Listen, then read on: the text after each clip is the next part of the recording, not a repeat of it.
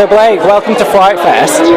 How do you feel to have this film be part of the opening night? I mean, I think being part of an opening night or closing a festival is always quite a lovely honour. So for this film to have been picked for that, I think highlights what people think of the film. They think it's a really good film. It's a film worthy of opening FrightFest. And I mean, the other thing is that it's all well and good for a festival to have a film open it, but when the festival is geared towards a target audience, you know, it's a horror film at FrightFest.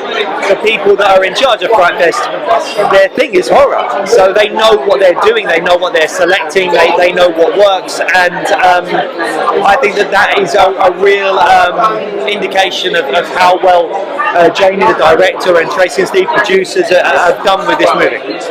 Well, I'm yet to see the film. I'm going to see it tonight. What am I in store for? Sorry, what am I in store for? Well, I mean, again, I haven't seen it yet, but I'm hoping for a really tense psychological horror that will be both scary but also emotive as well. You know, you're dealing with the issues of, you know, a mother that's struggling to connect with her child. You know, I mean, this is a really intense issue, and so I think it's got more to it than just it's not your shallow kind of just scarefest horror. It's got far more to it than that, and I'm hoping to see that in there.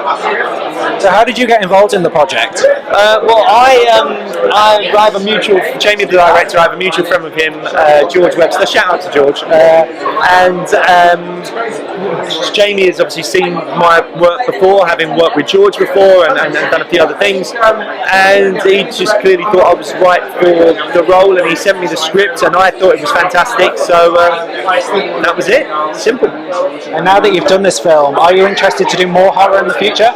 I think anything that's a good script and an interesting character, I'm up for regardless of genre. I mean, the horror genre is always something that worries me just because I'm scared of horror films. So I will probably be watching this through my fingers tonight and embarrassing myself by possibly high-pitched screaming at points.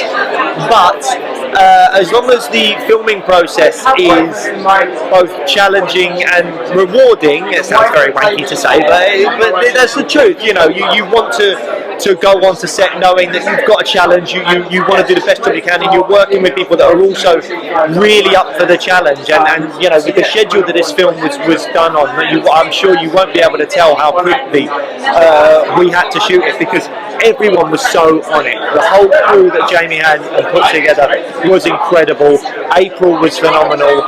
All the other actors were great. So yeah, I'm hoping that it's going to be fantastic.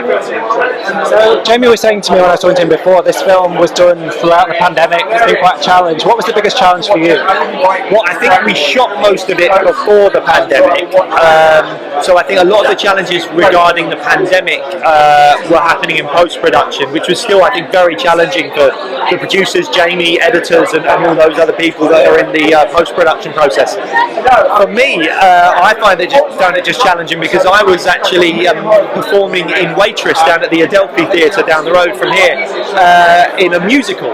So I was singing and dancing and playing a comedic idiot in the evening, and then either later that evening when we were doing night shoots or earlier during the day, I was filming a psychological horror trying to get my wife to connect with this baby and all this kind of, so it's completely different mindsets, and also it's tiring. You know, doing 8 shows a week for 6 days on a musical is tiring, and then I added to my workload by doing this film. But again, that just shows to me how great the script was, that I was willing to go, no, I don't care about being tired, I'm just going to go and do this because I feel like it's a film really worth me doing. And I guess doing a musical in the evening after you've been filming something like this all day, that probably makes it easier to switch off and kind of get over it. Do you know what? Yeah, probably, because you don't have a choice. You've got to flip that switch pretty quick and go from, you know, a psychological horror, dark, harrowing stuff, and again, the kind of substance of the relationship between my character and my wife, played by April,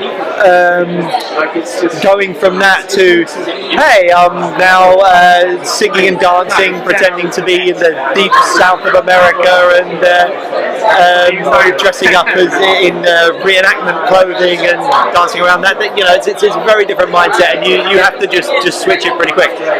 Well, congratulations on the film. Best of luck with it tonight, and I can't wait to see it. Oh, thank you, man. I really appreciate that. Take Cheers. care. All the best.